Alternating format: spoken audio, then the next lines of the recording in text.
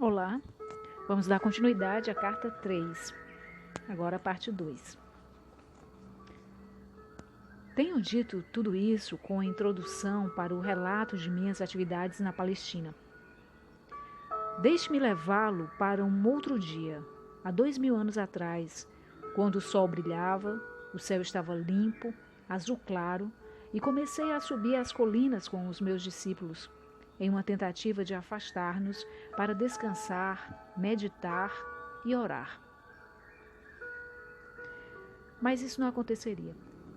Tínhamos pensado em escapar, porém, apesar de dizer para as pessoas quais eram as nossas intenções, primeiro nós fomos seguidos por uns poucos, que então avisaram outros de que estávamos indo para os montes. Embora tivéssemos pedido que voltassem aos seus lares, aos poucos logo se tornaram um grande grupo de pessoas que nos seguia a uma certa distância. Insistiam que eu falasse com elas.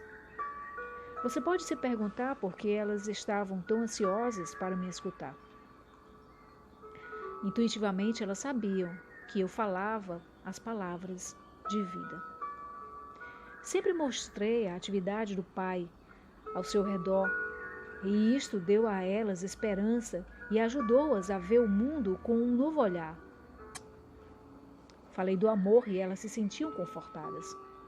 Foi por isso que pude dizer, sabendo que elas me entenderiam e que estariam de acordo comigo.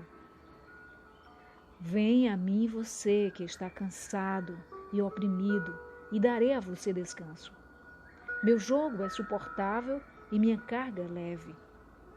Elas sabiam que quando eu pronunciava estas palavras, o que fazia com frequência, estava comparando as regras e leis dos líderes judeus com a verdade que estava apresentando ao povo. Então, quando as pessoas me suplicaram que ensinasse, o que pude fazer senão sentar-me sobre uma rocha logo acima delas e ensinar? Decidi que se elas tinham vindo de tão longe para ouvir-me, escutariam algo que recordariam e possivelmente falariam disso durante a vida toda. Eu sabia que, apesar de tudo o que eu tinha dito a elas acerca do Pai e o Pai amor, ainda tinha medo de que Deus as rejeitasse. Embora eu tenha tentado ajudá-las a compreender que o Pai de quem falava não era o Deus personalizado que eles adoravam, sabia muito bem que estavam confusas. Mesmo tendo dito uma e outra vez que o Pai estava em seu interior, continuavam preocupadas sobre receber um castigo vindo do alto por acreditarem em minhas palavras. O que deveria ensinar naquele dia? Perguntei ao Pai. Então observei as cabras e as ovelhas que estavam pastando na colina sob o vigilante cuidado de seu pastor, e a mensagem para esse dia me veio ao espírito. Levantei-me e falei para que se ouvisse minha voz até o fim da multidão. Vejam estas ovelhas e cabras pastando nas colinas. As ovelhas estão num lugar e as cabras em outro. Observem as ovelhas. São pacientes e pacíficas entre si, mesmo quando estão apertadas num canto do curral. Pastam tranquilamente, nunca reclamam o terreno que não é seu. Deixam um pasto curto, mas não o estragam, o que permite que a grama se recupere depois de passarem por cima dela. E o que é mais importante, escutam a voz do seu pastor. Portanto, ele cuida bem delas. Ele as guia para os melhores pastos e dorme junto a elas durante a noite, para que não sejam atacadas por cães e ladrões. Agora olhem as cabras, como brigam e saltam sobre as pedras e entram em lugares difíceis ou perigosos. Devoram as sarças e a folhagem das árvores. Elas são espoliadoras.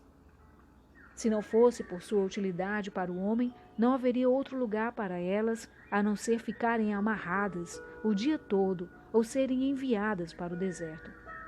Vejo-as aí embaixo e sei que no meio de vocês há muitas ovelhas e que também há muitas cabras. Houve alguns murmúrios aborrecidos, mas em geral as pessoas se davam empurrões e puxões e puxavam o cabelo uns dos outros, apontando as cabras, rindo e concordando com a cabeça. Era bom vê-los rir e assim continuei. Vocês podem reconhecer as ovelhas pelos seus lares, pelo modo como convivem com os vizinhos e como são vistas por toda a comunidade.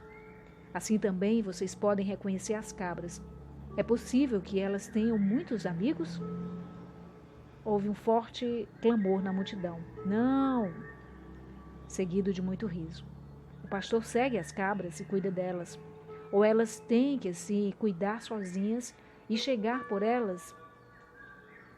O pastor segue as cabras e cuida delas. Ou elas têm que se cuidar sozinhas e chegar por si mesmas em casa à noite para ser ordenhadas. De novo a multidão ria e respondia de maneira distinta, algumas muito engraçadas e engenhosas. E é assim é que aqueles que são ovelhas e aqueles que são cabras, vocês recebem a proteção do Pai, se são ovelhas, e não são protegidos se são cabras, porque vão teimosamente seguindo seus próprios desejos todos os dias, e possivelmente deixando para trás de si um rastro de destruição. Digam-me, o Pai pode proteger aqueles que são cabras?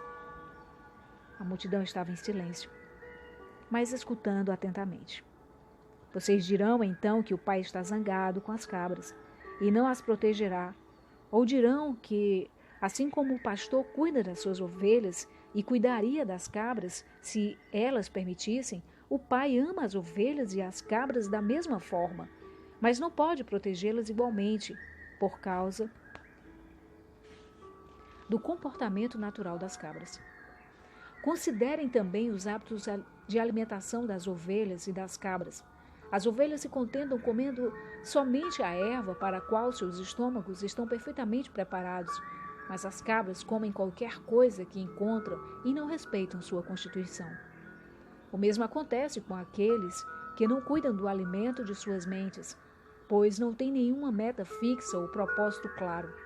Como as cabras, não percebem quando o alimento mental é prejudicial ou os leva por caminhos equivocados em suas vidas diárias, ou mesmo os arrasta para um mito nocivo ou um engano perigoso. Eles vão sem rumo, recolhendo o equivalente mental de sarças, sapatos velhos, pedaços de pano, folhas, cardos ou ervas daninhas, porque falta a eles bom senso. Um homem então perguntou: Mestre, e se a pessoa é uma ovelha, comete um erro e se vê numa confusão, o pai a abandonará?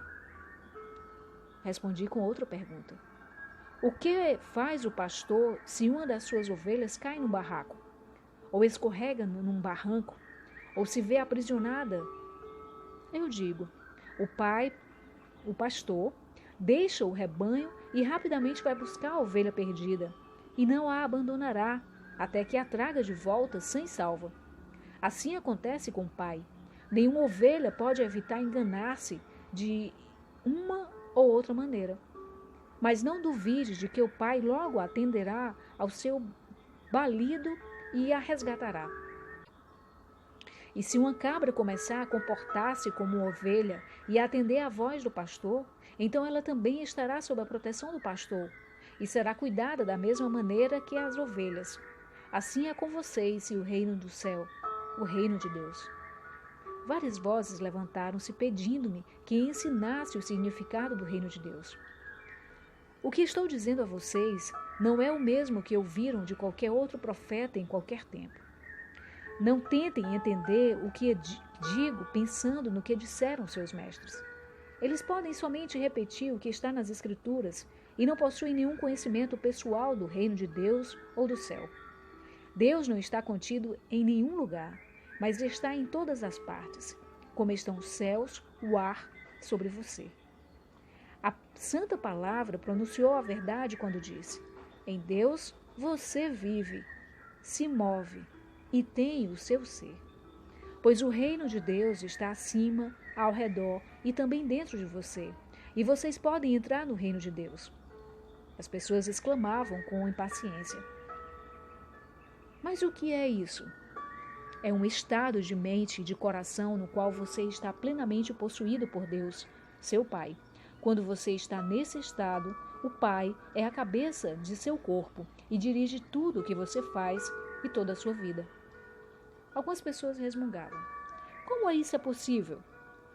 É possível estar tão vazio do eu, de desejos egoístas, inimizades, raiva, ciúme, cobiça, de desejos de vingança, que somente Deus fique no controle da sua mente e do seu coração. E depois o que acontece? Perguntou uma mulher. Então você entra no estado de ser, que é dirigido por Deus. Isto é totalmente belo e glorioso. É amor, é generosidade, é cuidar dos demais como cuida de si mesmo, é não julgar, pois você aceita os outros tal como são, sabendo que também são filhos de Deus e que estão igualmente sob o cuidado do Pai. É felicidade sem medida, impossível de descrever. É sentir alegria pela beleza do mundo. É vida sem limite e energia aumentada. É saúde e é a satisfação de cada uma das suas necessidades, mesmo antes de tê-las. Por que os rabinos não nos contam estas coisas? Diziam várias pessoas reclamando. Porque só eu vi o Pai. Somente eu sei como se fizeram o mundo e as leis da existência. E porque eu sei todas estas coisas, vocês podem vir a mim e perguntar-me, e eu revelarei tudo o que me foi dado. Digo a verdade, aqueles de vocês que creem, compreendem e buscam colocar minha palavra em prática a cada dia serão salvos da tribulação que a humanidade suporta. Vocês sofrem porque não entendem como foram criados e os verdadeiros propósitos para o qual nasceram. Vocês nasceram para serem filhos e herdeiros do Pai. Mas vocês viram as costas a toda a glória do reino e tentam encontrar prazeres nas coisas terrenas. Enquanto fizerem isto, nunca encontrarão o reino de Deus. Não entrarão no reino dos céus. Como entraremos no reino? Eu já disse. Vocês entrarão no reino dos céus quando se arrependerem de tudo que vocês são em seus corações e mentes.